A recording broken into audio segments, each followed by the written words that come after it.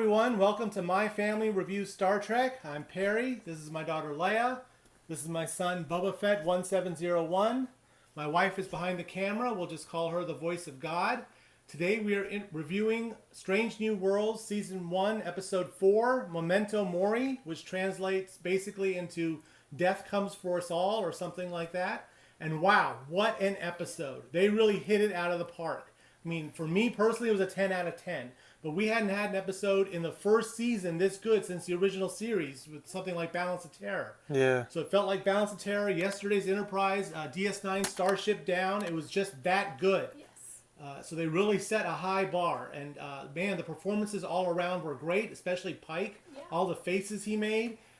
You could really feel how he was hurting when he lost a crew person. La'an continues to do a great job. I think she's really the standout new character along with Hemmer. And Spock did a great when he did that mind meld. My goodness, it sounded just like Leonard Nimoy doing the mind meld. It was his voice and everything. And you could see the emotion in his eyes. Like Leonard Nimoy was really good at like subtly portraying the emotion that was hidden away by Spock's like logic training. But you could see it in his eyes how the mention of his sister really affected Spock as a whole. And I liked how the emotional bits didn't slow down the episode at all. They were just as tense. When you were like grieving the loss of, at the very end, when you were grieving the loss of all the crew members, or when you were waiting for like Uhura to come back and their little scenes, and when the mind meld was going on, like all of those emotional moments that you would normally like slow down and take a breath were like as tense as the battle scenes when you're dropping a photon torpedo on people. Oh man, that photon torpedo, that was pretty awesome. That was the Pike maneuver. And all the years of Star Trek, you never had the Enterprise or the main ship just stand above a big planet or something and let the photon torpedo drop and let gravity guide it straight to the enemy. That was a great shot. That was beautiful. Great destruction of the enemy ship. And the cuts from Pike to the ship, like dropping it, like oh my, he carried that episode. Yeah, I think It was Pike great as a whole, episode, but Pike was fantastic. He was like the emotional center of the episode, you know, like talking with La'an, like guiding La'an on how to like be a first officer. And then his reactions with the decisions he made, how he had to make sacrifices in order to win the battle. I just loved how you got to see the impact of the captain's decisions also when they cut to the two crewmen, Kyle being one of them, running across the corridor, one of them having to make the sacrifice for another. It was really nice to see that sort of stuff in Star Trek because like in the original series, like they would report casualties and stuff, but you wouldn't really get to see the impact. It was just a number, but they kind of put a face on the number, and I really liked how they did that. And I loved Spock's response to that when it was like, for the same reason, you made the decision, you value life and stuff.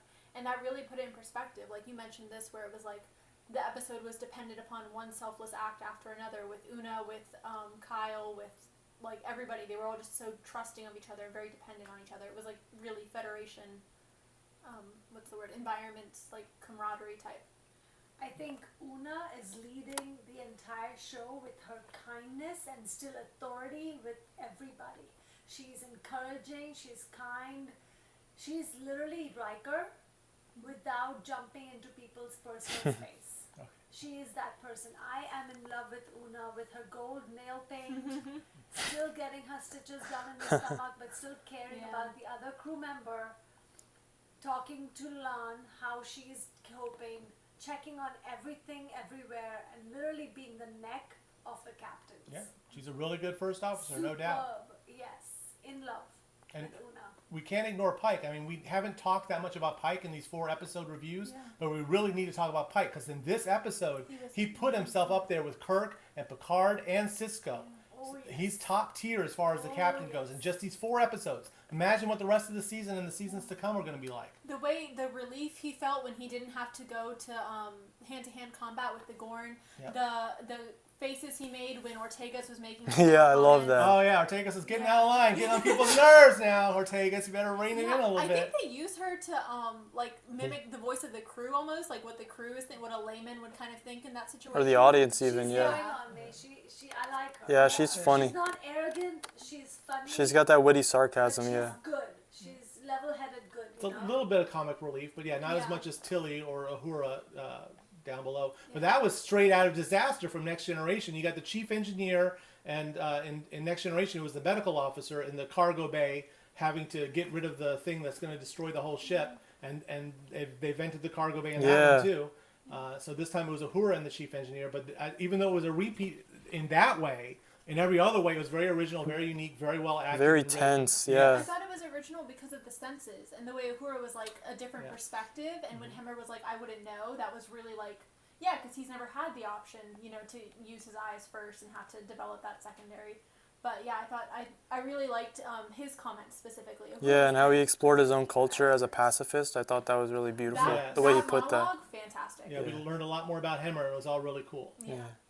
And then, like, even, like, when the moment was when he didn't know if Ahura and Hemmer survived, like, you were questioning that even though you know Ahura lives in the original series. Like, I was on the edge of my seat when the captain couldn't make contact with them in the cargo bay after the whole Pike maneuver. I was tense as hell, even though we know that Ahura's in the original series. So I thought that was very well done and well executed. And again, his relief there and his emotions when you see the nine caskets basically for his crew members. 7. It was 7. Yeah. Yeah, But we don't want to nitpick, but all right, yeah. Even though we're Star Trek fans. 7. I'm sorry. And like all that like emotion basically that he showed while still like carrying through was really, it was almost Picard like, but he is very own captain, very much so. His expressions, and I'm sorry, but his height of his hair keeps changing, and that's the only distraction I get. But also when we are doing characters, Ahura started wearing her earrings. Did y'all notice? She started wearing bold gold earrings. Oh, good. Well, that's more in line with the Yes. original. Yes.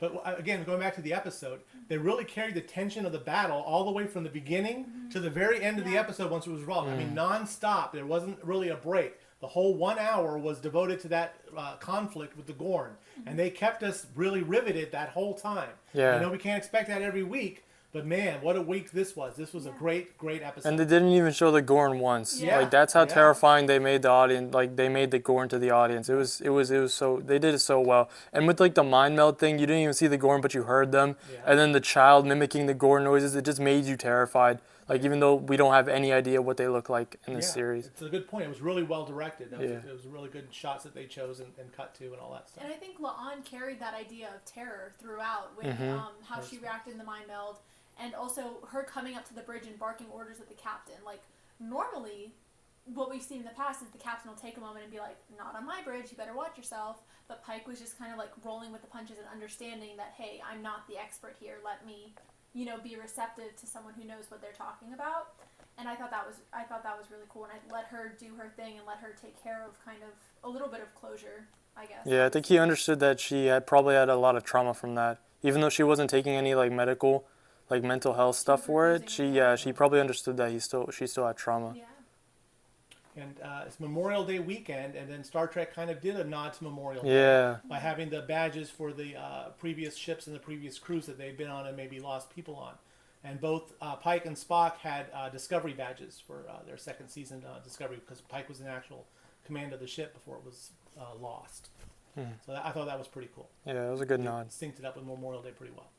There was so much kindness on this ship, so much kindness from the get-go. Each and everyone sharing their kindness says so much about today's life.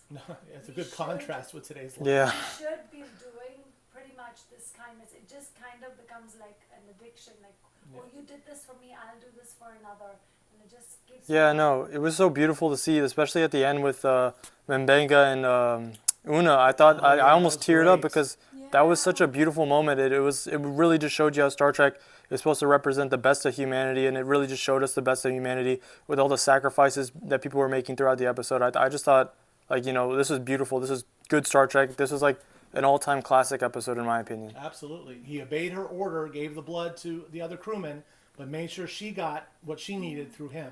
That was a great little bit right Yeah, there. wonderful like doctor. what she did with the daughter, you know, like you don't have to talk about it, you don't have to make it a big deal, don't have to go to the captain, but like you do what you can. All right, let's go ahead and review the episode. We'll give it, 1 out of 10 phasers. 11 being Wrath of Khan, 0 being These Are the Voyages. Are we forgetting the alien on the chair? Okay, that's a Gorn. Everybody knows that. It's for this week, in honor of this week's episode, even though he wasn't shown in the episode. Yeah. Oh, so he's the Gorn? He's the Gorn. You should know this, but okay. I called him the Lizard Man. Okay, well, that's going to be close enough. Basically. It fits. All Anyway, so obviously this is a 10 out of 10 for me. This, you can't get better than this. It is right up there with Best of Both Worlds, Yesterday's Enterprise, Starship Down, Balance of Terror from the original show. I mean, it's just great. There's no flaws with it. All the performances were good. The action was good. It was very riveting. A lot of original maneuvers with the dropping of the torpedo and letting the gravity happen, showing the black hole and all that beauty. Yeah. And having the ship, having that one Damaged. explosion fake out the Gorn. But I mean, all of those special effects were just really beautiful to watch. So 10 out of 10 for me. Leia? I'm gonna give it a 9.75. Like, it's just under being a perfect episode for me, just because I'm a very dialogue person, and I feel like we didn't get those traditional big Star Trek monologues. Yeah, there were definitely some lines that were like, "Wow, Star Trek," but there wasn't like Measure of a Man type stuff, which is fine. It wasn't that episode. That's just what I kind of like. It was tense the whole time. I was engaged the entire time. It was like, besides that, I literally have no critiques. I really enjoyed it. All the characters. Pike spoke with his face. Spike Okay. did. Yeah, he spoke volumes with what he was saying on his face. Yeah, it was crazy.